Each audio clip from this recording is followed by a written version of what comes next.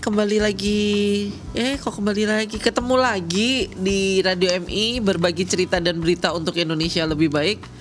Masih di Mata Milenial Indonesia TV, matanya Indonesia. Dan masih menculik host PUB. Halo. Apa kabar, Ren? Baik, Mbak Lisa. Mbak Lisa gimana? Alhamdulillah. Selalu baik. Dikasih baik terus, alhamdulillah. Alhamdulillah. Gimana, Ren? Apanya nih yang gimana nih? Pandemiknya udah kemarin sempat beberapa waktu yang lalu kan hashtag setahun pandemik setahun ya kan, selamat ulang tahun gitu kan. Kamu ngerayain? Enggak. Aku pun lupa kapan pertama kali PSBB. Bulan ini kan mestinya ya?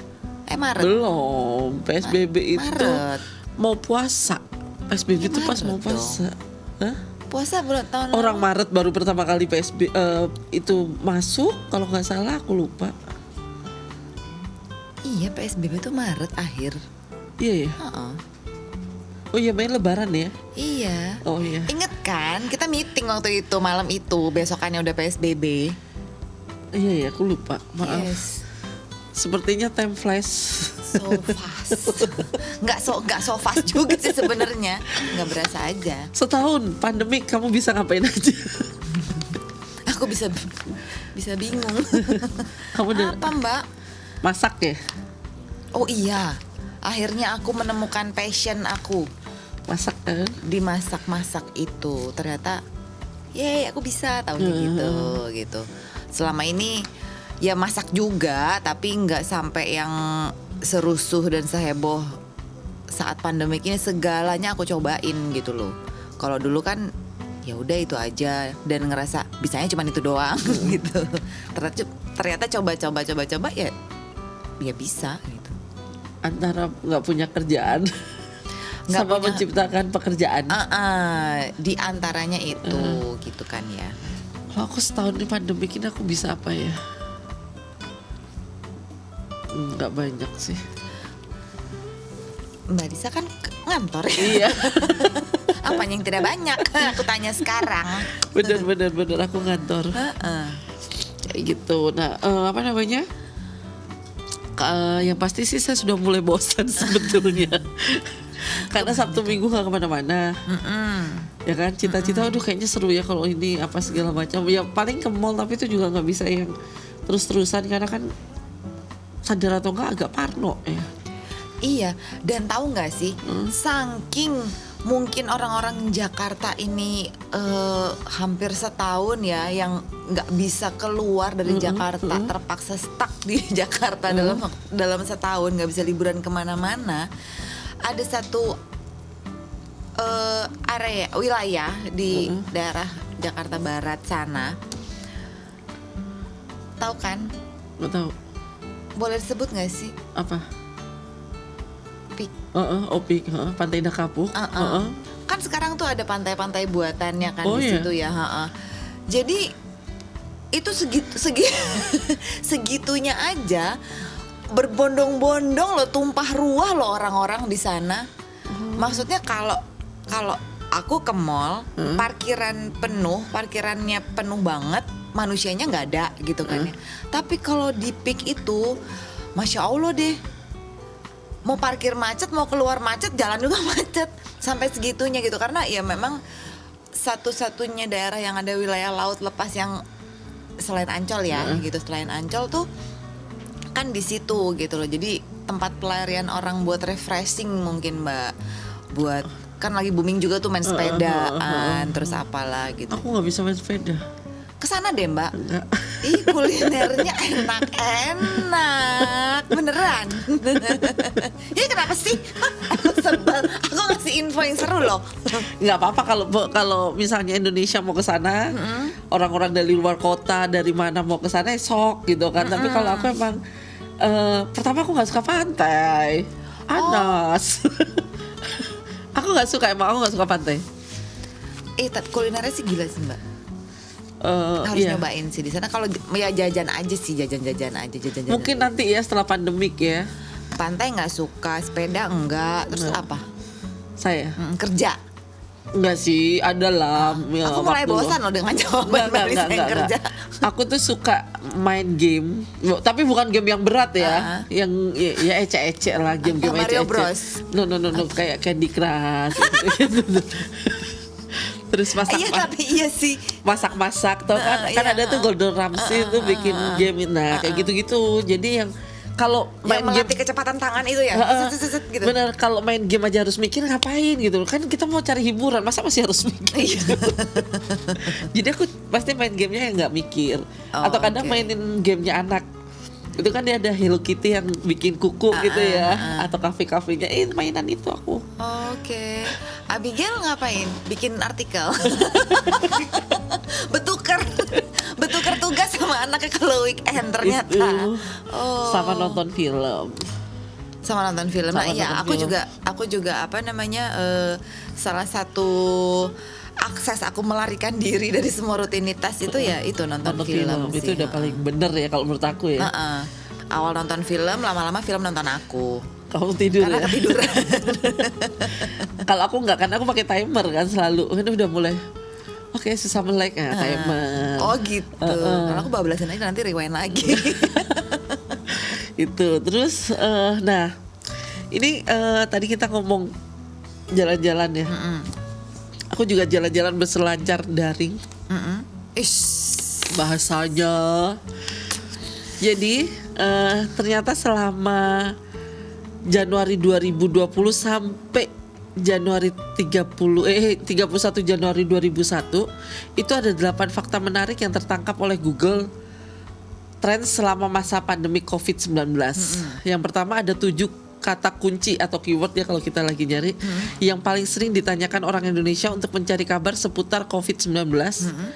Yang pertama adalah apa itu virus corona, kapan corona berakhir, cara mencegah corona, cara penyebaran virus corona, apa penyebab virus corona, bagaimana awal penyebaran virus corona, dan apa gejala virus corona. Itu adalah kalimat-kalimat yang paling sering muncul dipakai orang Indonesia. Yang nomor 2, sedangkan di seluruh dunia ada 10 kata kunci populer terkait COVID-19. Yang pertama adalah update virus corona, gejala virus corona, berita virus corona, world matter virus corona, statistik virus corona, peta virus corona, vaksin virus corona, kasus virus corona, korban jiwa virus corona, dan virus corona CDC. Apa meneh kuwi? Iya, apa ini CDC nih? Terus setelah itu ada nomor 3 ada fakta dunia juga menunjukkan minat orang untuk penelusuran virus corona melebihi minat orang mengetahui tentang cuaca. Udah gak penting. Mau hujan ke, mau panas ke, gak kemana-mana juga gitu kan ya. Bener.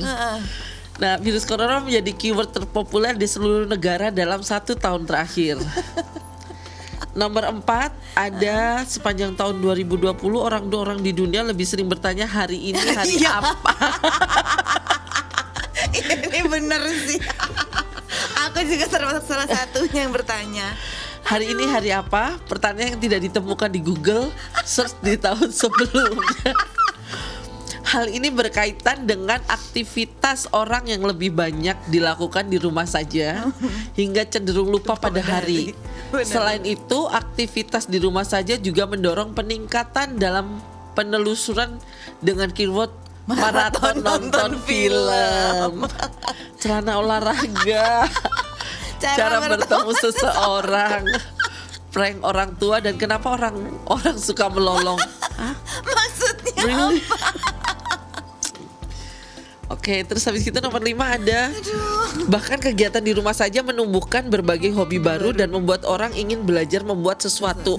Hal ini terlihat dari meningkatnya pencarian terhadap keyword masker kain, hand sanitizer, kopi dalgona, ya sempat booming nih. roti soldok, dan adonan pizza.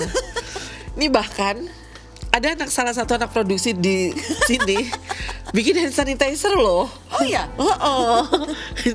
Ada di ruangan ini nggak? Ada di ruangan ini. Bikin hand sanitizer dan kopi dalgona, aku inget banget. Enak nggak buatannya? Itu pakai tangan, pakai garpu. Kayaknya aku tahu deh siapa. Itu nomor 6. Beberapa informasi seputar kegiatan olahraga juga meningkat. Kata kunci yang sering dipakai diantaranya adalah lari, jogging, lintas alam, dan sepeda. Nomor 7, kata harapan juga lebih sering ditelusuri daripada sebelumnya di tahun 2020. Bahkan orang kini jadi lebih sering menelusuri kata kunci Tuhan, kebahagiaan, dan empati daripada tahun-tahun sebelumnya. Hal ini wajar terjadi mengingat tahun 2020 menjadi tahun yang penuh dengan tantangan dan ketidakpastian. Yang terakhir, Ren. Selain itu, Google juga memaparkan peringkat negara untuk kata kunci penelusuran terbanyak terkait COVID-19. Keyword virus corona paling banyak digunakan oleh orang di negara Jerman, Nepal, Austria, Qatar, Swiss, Italia, Oman, Uni Emirat Arab, Spanyol, dan Irlandia. Sedangkan keyword pengangguran aduh, ini apa sih? Banyak dipakai orang di negara Amerika Serikat, Uruguay, Spanyol, Yunani, Prancis, Israel, Romania, Thailand, Brazil, dan Belgia. Untuk kata kunci vaksin banyak digunakan oleh masyarakat di Uni Emirat Arab, Brazil, Irlandia, Panama, Peru, Israel, Italia, Argentina, Romania, Inggris. Yang menarik, pencarian dengan keyword masker banyak digunakan oleh masyarakat di Hong Kong, Singapura, Prancis, Amerika Serikat, Kanada, Portugal, Turki, Romania, Indonesia, dan Inggris. Tapi emang iya sih Mbak ya, banyak banget yang memproduksi masker di negara kita tuh ya. Aku yakin sih orang-orang keyword masker itu pasti di shopping online. Iya, soalnya kita kalau beli di Google masker kain, misalnya masker apa yang duckbill misalnya, atau tapi pasti di itu tuh nanti merujuknya ke toko-toko online. Tetap jualan. Iya, secara beli baju plus masker. Sekarang kan gitu kan ya di online itu berbonus-bonus lah. Iya, makeup juga gitu kan sekarang. Apa juga bonusnya masker. Bener. Nah, kemudian berita di segmen ini yang terakhir adalah tren makanan ya, Ren ya. Makanan apa itu? Selama makanan fermentasi yang di itu kayak tape gitu kan, makanan fermentasi tuh. Yogurt ya kan. Apa nah, tadi tuh ini nih yang sempat Mbak Lisa mention. Apa tuh? Sourdough. Oh iya, sourdough itu bentukannya tuh roti kan dia? Iya, roti. Oh, roti yang keras banget iya, itu. Ya Allah. Iya. Yang kalau makan harus pakai sup. Karena kan keras sekali. Bisa sih kalau dipotong-potong terus dioles sama. Selama gigi kita masih kuat ya masih bisa aja dimakan. Nggak separah itu juga sih. Lebay aku ya. Nah, itu beberapa makanan yang bakal prediksi ada tempe juga bakal ngehits nih di 2021. Kombucha. Ini kombucha kayaknya aku udah minuman ya kalau aku nggak salah ya. Minuman fermentasi aku tapi nggak tahu. Kalau kefir aku tahu. Itu apa tuh? Itu susu kan dari susu kambing. Yang di macam-macam tuh produknya bisa dibikin kayak yogurt gitu, ada yang jadi masker, Mbak. Acara-acara dulu aku paling suka nih acara-acara. Ternyata fermentasi itu berasal dari kata fervere, Latin yang berarti mendidih, menggambarkan aksi ragi pada ekstrak buah selama pembuatan minuman beralkohol. Pengertian ini dikembangkan oleh ahli biokimia, yaitu proses yang menghasilkan energi dengan perombakan senyawa organik. Ahli mikrobiologi memperluas pengertiannya menjadi segala proses yang menghasilkan suatu produk dari kultur mikroorganisme. Proses natural ini mengubah karbohidrat atau pati dan gula menjadi alkohol atau asam. Alkohol dan asam mampu mengawetkan makanan. Di masa lalu cara ini digunakan untuk mempertahankan keawetan makanan asinan gitu ya. Benar. Asinan manisan gitu ya berarti ya. Kalau kayak gini kayaknya saya jadi kepingin makan manisan apa? Mangga gitu enak tuh ya. salak. Kecuali buah pala aku nggak suka. Aku juga nggak suka. Buah pala. Oke pemirsa, jadi nanti kita jadi ngomongin manisan.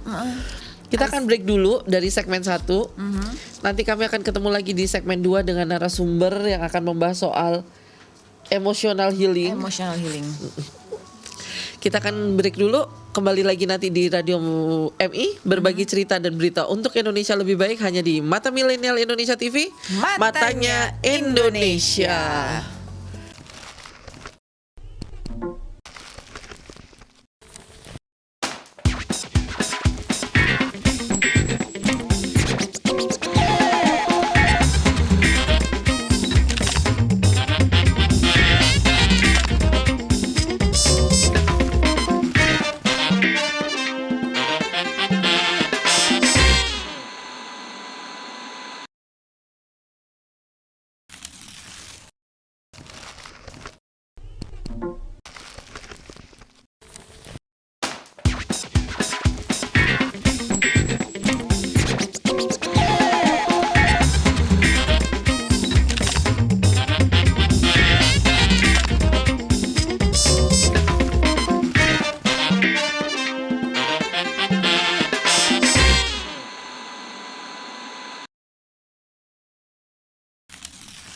Halo, kembali lagi kami berdua di Radio MI, berbagi cerita dan berita untuk Indonesia lebih baik hanya di Mata Milenial Indonesia TV, Matanya Indonesia.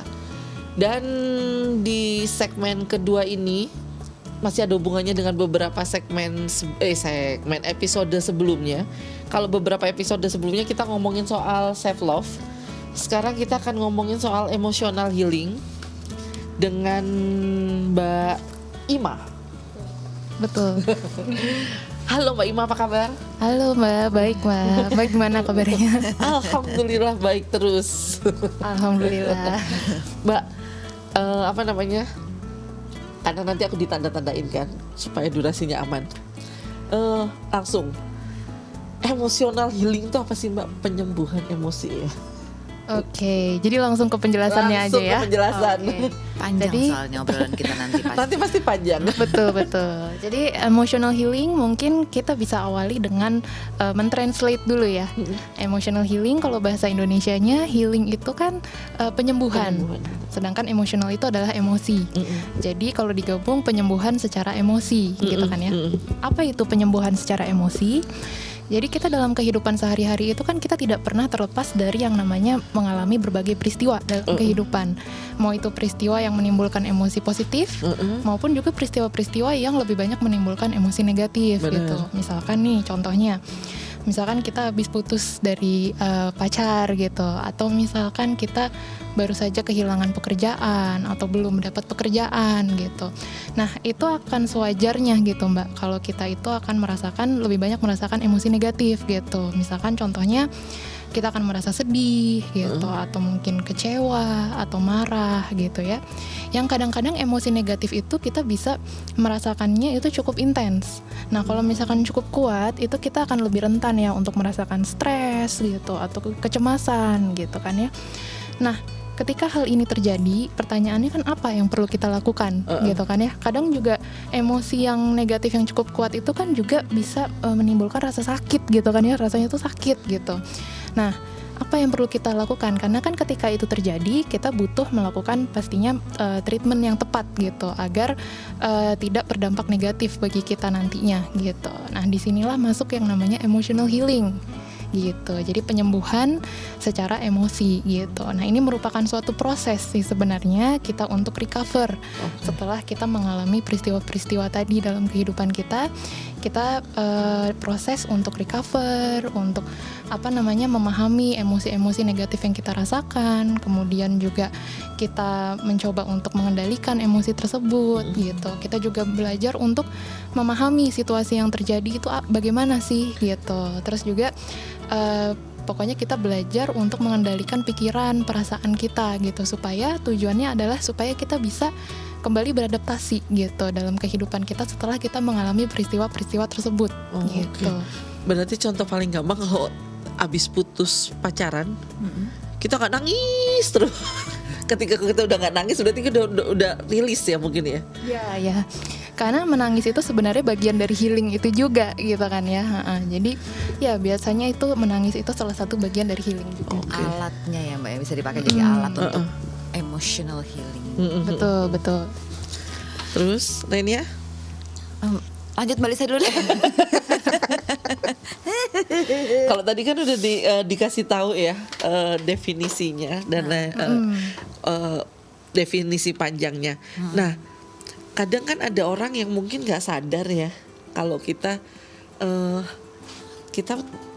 kok tersakiti ya, kayak judul ini. Kalau kita itu tidak sadar bahwa kita itu sakit secara emosi gitu ya. Kapan sih tanda-tanda bahwa kita itu perlu untuk emosional? Kalau putus cinta udah ketahuan, setelah diputusin udah langsung, atau begitu dipecat langsung momennya kelihatan kan. Tapi ketika kita tidak merasakan itu semua, cuman kayaknya ada yang aneh nih sama aku, gimana ya nanyanya? Kapan gitu ya? Sampai kita bisa tuh, oh iya gue harus melakukan penyembuhan ke jiwa saya sendiri, seperti itu. Oke, pastinya tadi setelah mengalami peristiwa itu ya tadi dalam kehidupan gitu. Yang pasti untuk kita melakukan emotional healing itu butuh waktu dan butuh proses gitu kan ya.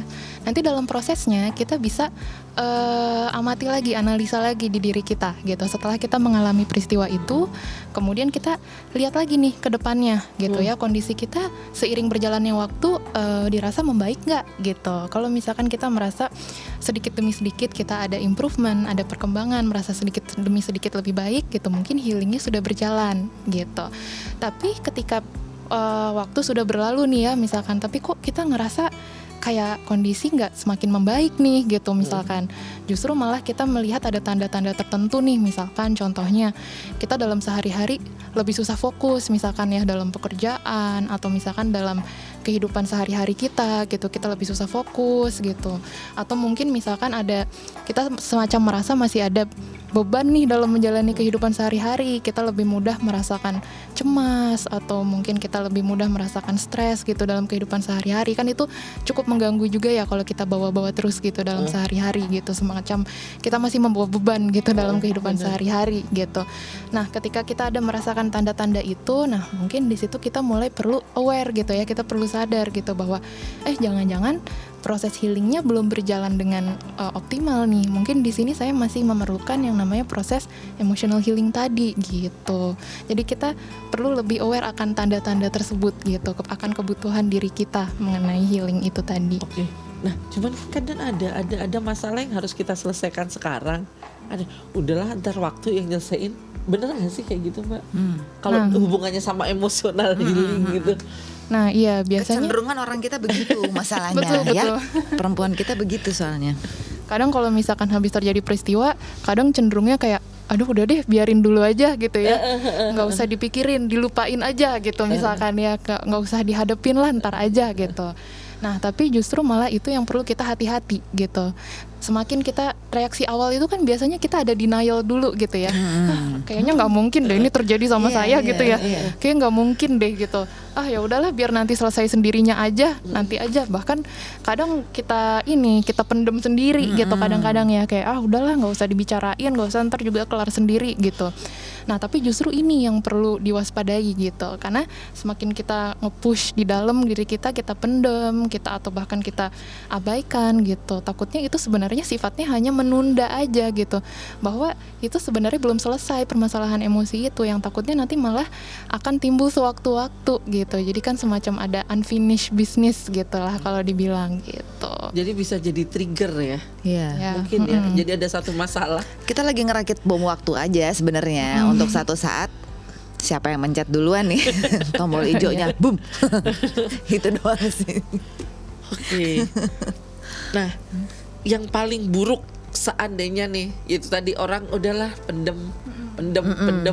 Betul. Selain bom waktu lah ya. Kalau bom waktu kan itu berarti mungkin keluar ya ke dirinya sendiri Mbak.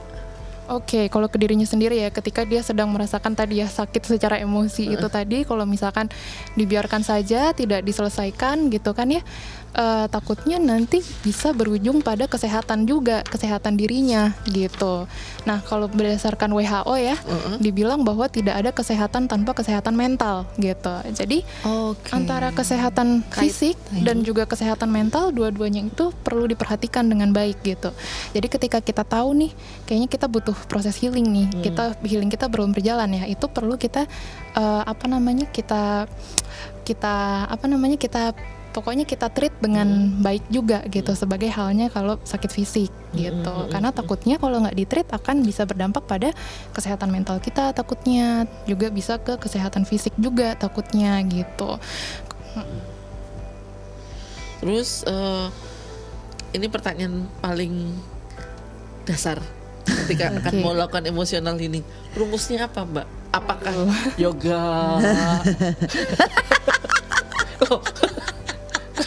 Biasa suka kayak gitu kan.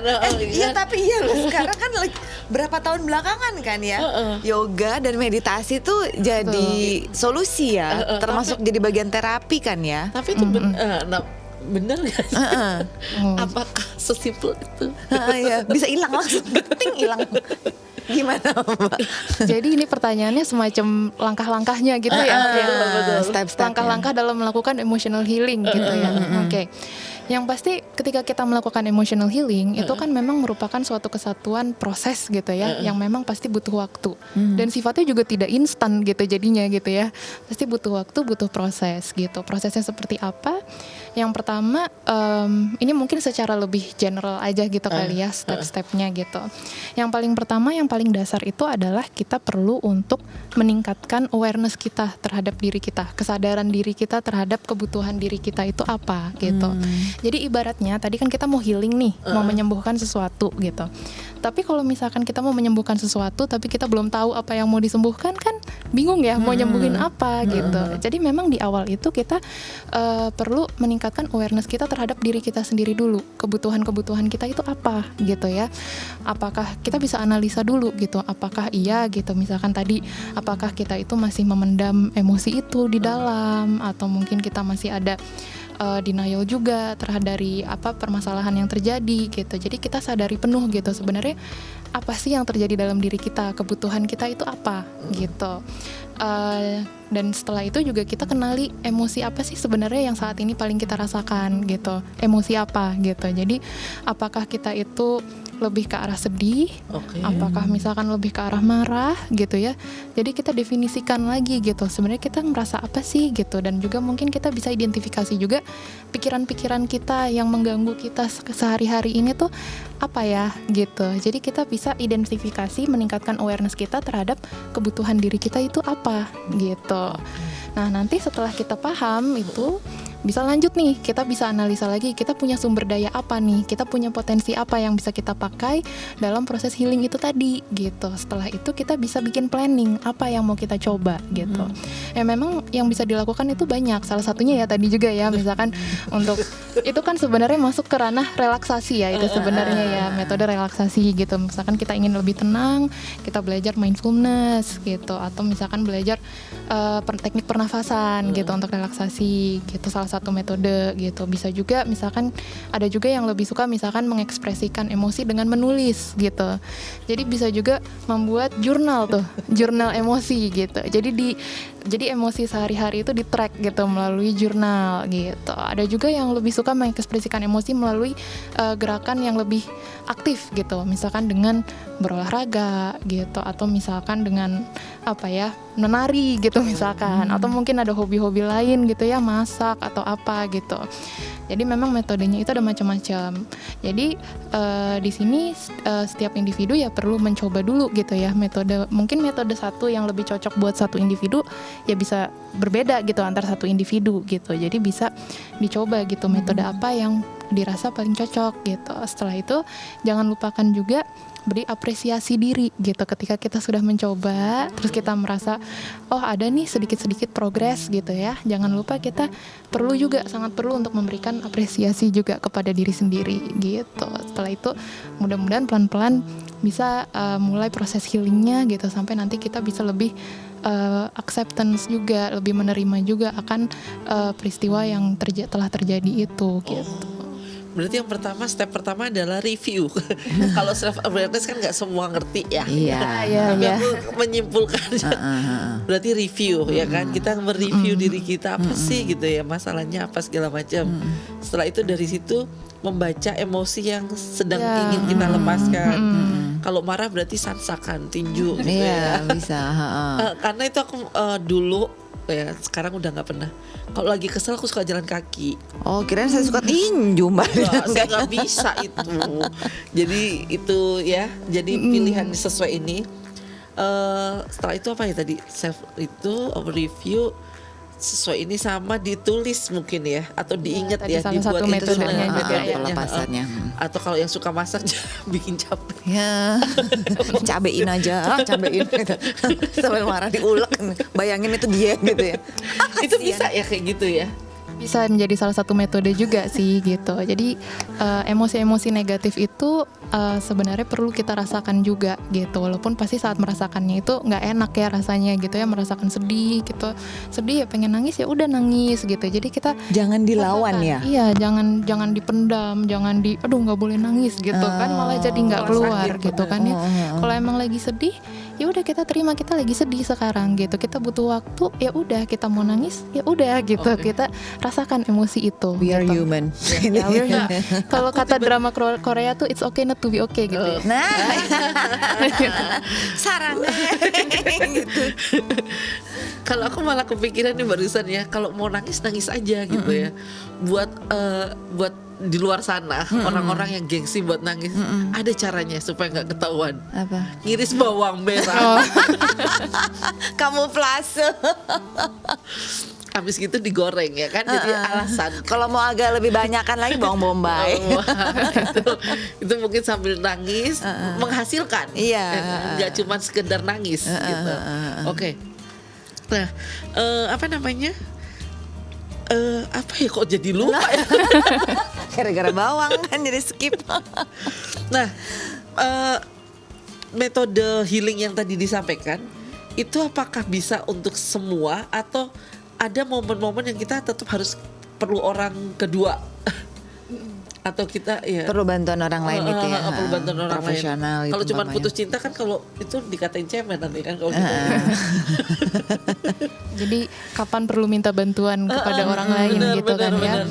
Oke, jadi metode-metode itu memang pastinya bisa kita coba lakukan sendiri dulu gitu kan ya. Tetapi juga kita bisa yang namanya kita manusia ini kan memang makhluk sosial ya gitu. Jadi sudah sewajarnya kita juga perlu bersosialisasi. Mungkin kita juga perlu support system juga dari orang-orang terdekat kita yang supaya bisa lebih mendukung juga proses healing kita gitu. Itu sudah sewajarnya gitu ya. Kita juga kalau misalkan merasa ketika kita mencoba sendiri kok rasanya tuh masih sulit gitu kan ya, kita bisa misalkan kita merasa kita butuh pertolongan orang-orang terdekat kita, ya nggak apa-apa juga gitu untuk ditanyakan kepada mereka gitu. Nanti kita bisa evaluasi lagi gitu, apakah sumber daya yang saya miliki dengan support system yang saya miliki itu sudah cukup atau belum bagi saya gitu. Nanti bisa analisa lagi kondisinya dia gimana gitu.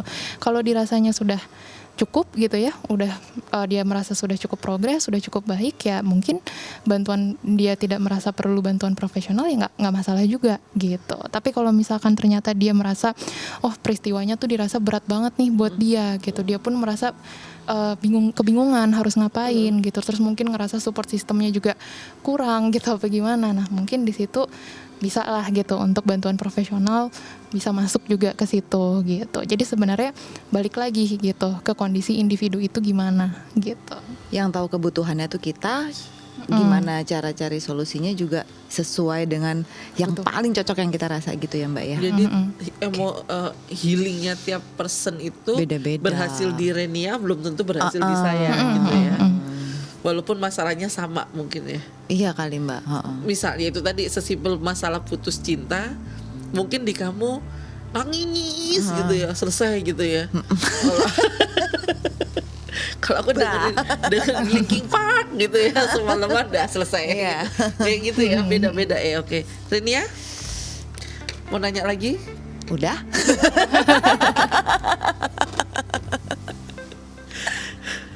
Oke, apa namanya?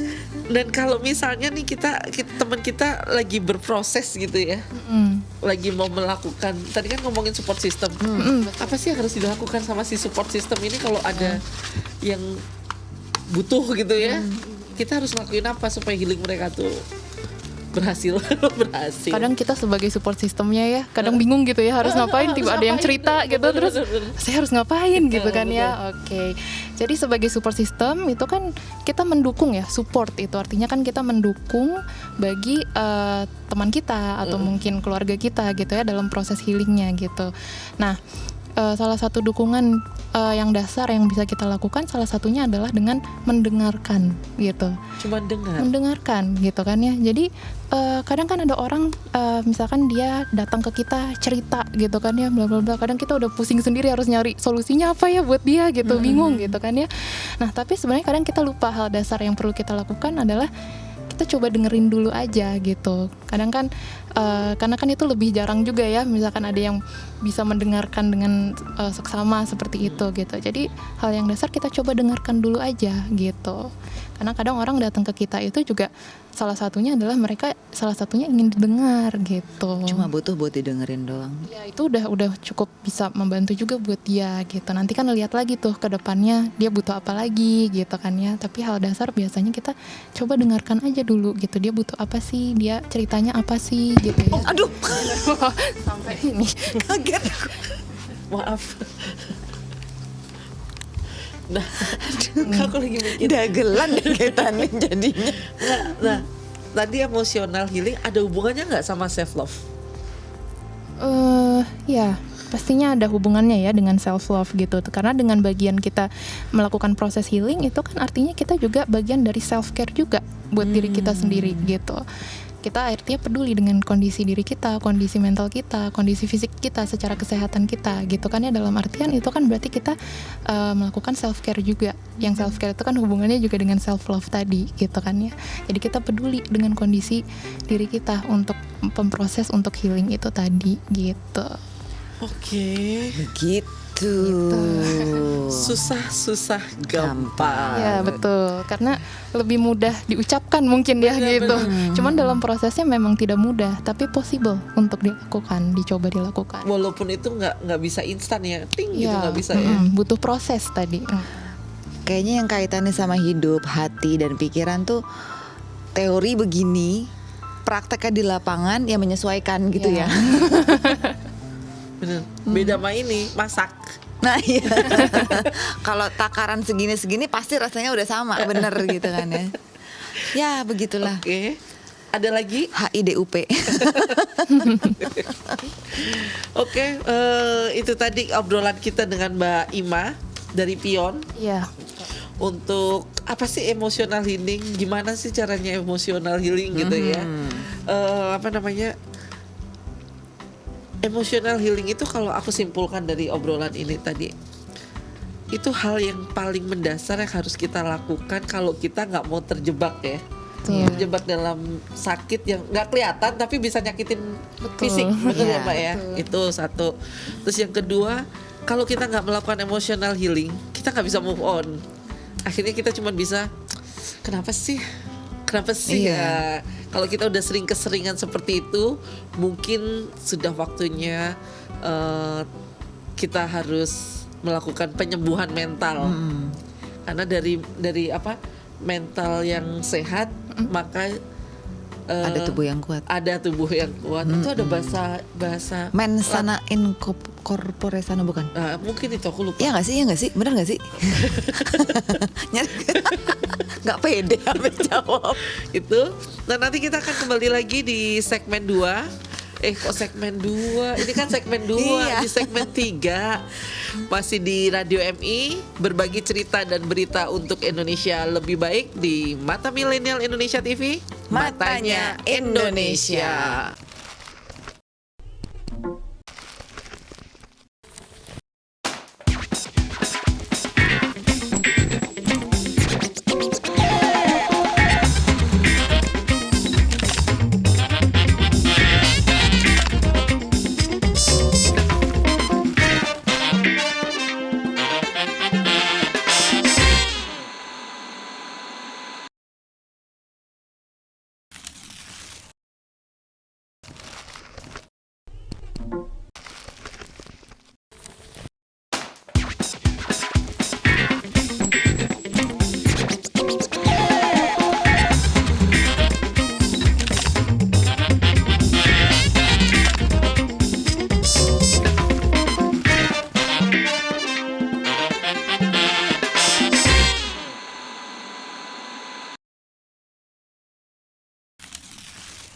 Oke, kembali lagi di segmen 3 bersama kami berdua di Radio MI.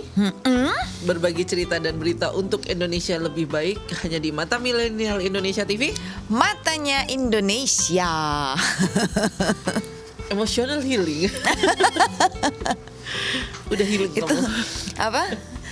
Kayaknya sih harus terus menerus dipraktekkan ya. Kalau udah overload tuh tetap harus mulai sekarang tahu bahwa ada emosi yang bisa kita keep untuk beberapa jangka waktu yang lama, tapi kalau yang kira-kira terlalu toksik atau mengganggu kesehatan jiwa dan mental kita, apalagi sampai kena bisa mengganggu kesehatan fisik kita, yaitu harus di flush. Dan yang pasti sedia Bang Bombay di rumah. Iya. Jadi mengantisipasi kalau malu ketawa nangis. Sampah emosi harus dibuang, kata seseorang. Quote. Oke. Itu tadi kita di segmen 2 udah membahas soal emotional healing ya. Nah, di sini ada coretan dari tim kreatif. Manfaat menulis dengan tangan. Yes. Mbak Lisa masih rajin kah menulis dengan tangan atau pencet-pencet ini? Enggak. Aku yang masih nulis, abis itu Iya sama aja. semua dipakai tangan dulu, tulis tangan dulu, draft-draft dan sebagainya, baru pindahin ke sini. Oh oke. Jadi tetap ya metode seperti itu Mbak Lisa masih praktekin. Bahkan kalau meeting tetap bawa laptop kan, cuman tetap di ruang meeting buka kertas. Itu kenapa tuh Mbak? Karena apa? Lebih mudah menuangkan ide yang ada di kepala lewat tangan di atas kertas, atau apa alasannya? Aku ngerasa kecepatan tangan dan kecepatan otakku sama. Oh, Tapi sama. kalau di sini Kecepatan otak lebih cepat daripada jari-jari. Oh, iya sih, karena ini kan harus nyari ya. Iya benar ya. itu terus lebih enak aja sih. Kalau ini gitu kan. Tapi kalau di sini kan Iya. Emosi-emosi masuk lagi, nggak balik lagi tutsnya. Oke. ternyata nulis dengan tangan itu emang terapi, dan itu aku dari dulu, Rin. Jadi dari SD itu kalau ketika teman-teman lain ke sekolah itu bawa buku mata pelajaran sesuai mata pelajarannya, aku cuman bawa buku campur, namanya aku bilangnya buku campur, sama buku apa paket ya, buku wajib tuh loh. Nah itu nanti semua gurunya nerangin apa, aku tulis di buku campur. Dari buku campur nanti baru tuh di rumah belajarnya buku campurnya aku buka, aku pindahin ke buku misalnya matematika. Nah pindahin ke matematika. Oh gitu. Jadi 2 kali belajar. Dan itu lebih efektif buat mengingat pelajaran di kelas Betul. yang tadi. Oh gitu ya. Oh iya sih. Aku juga punya temen tuh Mbak di sekolah dulu tuh kayak gitu. Memang dia nilainya lebih bagus sih. Mungkin karena itu ya. Jadi apa yang diajarin di sama guru dia serap dengan ya oret-oretan di buku campur. Hanya dia yang mengerti dan Tuhan yang mengerti dengan tulisan dia di situ sih sebetulnya kan. Kalau udah rapi di buku catatannya itu nanti beda urusan lagi gitu. Tapi memang efektif ya Mbak. Jadi ya. 2 kali. Kelihatannya 2 kali kerja, tapi kan kita 2 kali belajar. Itu. Nah kalau anak sekarang mungkin terbiasa pakai ini ya. Iya. Ya kan anak SMP aja udah pakai laptop. Dulu kan kita baru aku kenal komputer itu SMP apa SMA ya, aku lupa. Iya, Zaman floppy disk kontak. Iya, mereka sekarang udah gitu zaman kita belajar komputer tuh pakai titik 2 garis miring apalah gitu-gitu kan. Dulu ada kelas komputer tuh aku inget bener, banget. DOS. Iya. Rumusnya ada nggak cukup ya rumusnya matematika aja. Mau belajar komputernya begitu. Nah terus apa tadi Mbak? Menulis dengan tangan. Nah ini di salah satu majalah, mati. Di salah satu majalah itu ditulis bahwa terutama untuk ini ya, untuk ibu-ibu di rumah yang anaknya sekolahnya by online ya, daring. Nah itu ternyata menulis dengan tangan itu membantu si anak belajar motorik terutama. Oke. Dan memori jejak program motorik yang terkait dengan tulisan tangan ini memberikan jejak memori informatif tambahan dan dapat berkontribusi pada representasi bentuk huruf dan pengertian kalimat. Penelitian ini dilakukan oleh Pam Mueller dari Princeton University pada 2014. Dalam penelitiannya, Mueller memberikan tugas kepada beberapa pelajar untuk menyaksikan TED Talks dan mencatatnya. Hasilnya menunjukkan bahwa pelajar yang mencatat dengan tulisan tangan dapat menyimpan informasi lebih baik daripada pelajar yang mengetik dengan laptop. Oh, terbukti teorinya Mbak Lisa berarti ya ini. Even dulu Mbak Lisa belum tahu ya ada teori ini ya. Belum. Oke. Mungkin ini penjelasan logika sederhana banget ya. Ketika kita ngetik kan kita cenderung walaupun apal adalah ya yang 10 jari bisa sambil gini. Tapi kan kita mikir ya. Kalau di sini kan kita cuma nulis. Udah refleks mungkin tulisan itu bentuknya udah kayak gitu. Nggak ngapalin posisinya di sebelah mana. Jadi konsentrasinya nggak pecah. Seperti itu. Terus habis itu menulis di buku tulis mempunyai manfaat yang besar terhadap kemajuan cara berpikir, kreativitas motorik, dan pembangunan karakter seseorang. Mencatat dengan tulisan tangan membuat anak lebih memahami dan memaknai pelajaran dan mengingat secara mendalam. Ya itu tadi mungkin. Iya benar. Benar. Mungkin nanti saya bisa lakukan ke anak saya. Ya jadi korban praktek mamanya lagi. Karena ini ya. Karena mencatat dengan menggunakan tulisan tangan melibatkan keterlibatan kognitif dalam meringkas, memfrasekan, mengatur, memetakan konsep dan kosakata, sehingga mengubah informasi menjadi pemahaman yang lebih mendalam. Aku mau tanya deh sama Mbak Lisa. Kalau dulu zaman kita kecil kan, kita diwajibkan harus bisa menulis tulisan Latin halus kasar.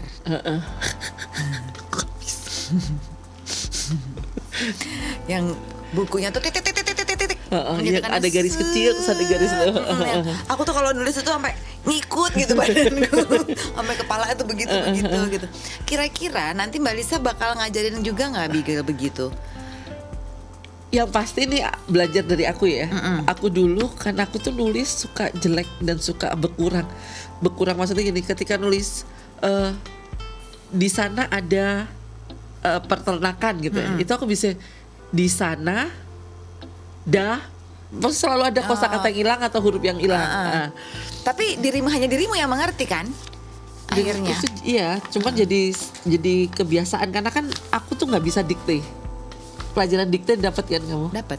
Nah itu aku tuh nggak bisa, kalau udah dikte itu aku yang stres. Karena antara guru sama aku nulis tuh, aduh kok cepet ya.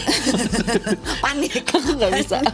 Sampai sekarang kalau meeting terus harus didikte, Pak yang lain aja. Apalagi diktenya di sini lebih berantakan aku. Oh gitu. Nah aku waktu itu sama mama, itu mama dari guru sih.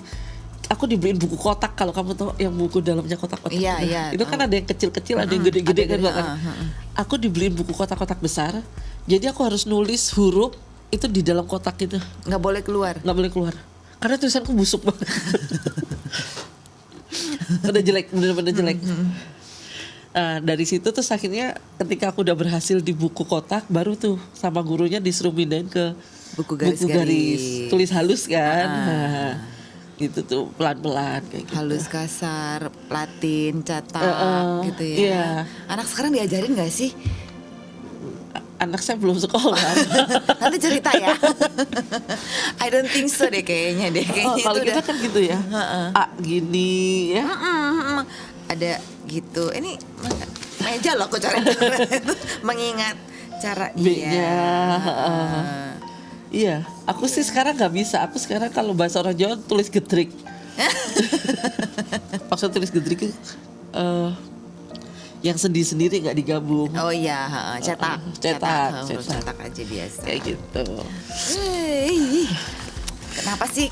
Kenapa ya? Aku kalau ngobrol sama Mbak Lisa tuh selalu flashback. Obrolan itu selalu yang mundur ke berapa puluh tahun belakang. Nostalgia. Seolah-olah kita tuh dari zaman Majapahit hidup kita tuh. Bentar ya, ini aku nggak tahu nih, apakah kalian tuh ngalamin atau tahu Lagi nih. setrikaan pakai arang? Ada. Aku sudah hidup di zaman itu. Ada nggak anak-anak di sini? Ngalamin. Wow, masih ada berarti ya. Hah? Iya di kampung memang. Ya kalau kepanasan ambil daun Bolong. pisang biar dingin. Baju seragam sekolah gue dulu kerjanya bolong. Tapi licin loh itu, Iya, licin banget. tapi beratnya mak Jan. Aduh. Ampun. Fix kita rang dulu. Bener kan? Kita titisan raja dan ratu Majapahit. Ya udah, setelah ini ketemu sama Bapak Irwan Arifianto di program Tajuk Rencana, membahas berita-berita selama sepekan. Selama sepekan terus aku lupa mau ngomong apa. Kami berdua undur diri dari Radio MI, berbagi cerita dan berita untuk Indonesia lebih baik hanya di Mata Milenial Indonesia TV. Matanya Indonesia.